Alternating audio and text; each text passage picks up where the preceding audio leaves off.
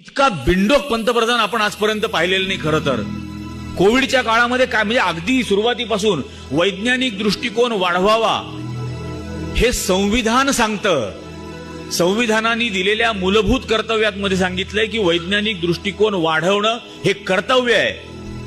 हा 2014ला पंतप्रधान झाला. बँगलोरमध्ये नॅशनल सायन्स कॉन्फरन्स होती आणि तिथे यांनी भाषण केलं, गणपती प्लास्टिक सर्जरी असते म्हणे.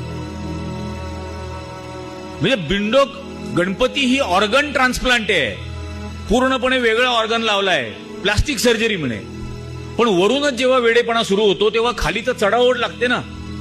मग खाली सुरू झाले, गाईच्या गोमूत्रात सोनं असतं, शेणातून युरेनियम जात नाही, सोलर पॅनलचा वापर वाढल्यामुळे सूर्य थंड व्हायला लागलाय. म्हणजे झोडून काढलं पाहिजे यांना.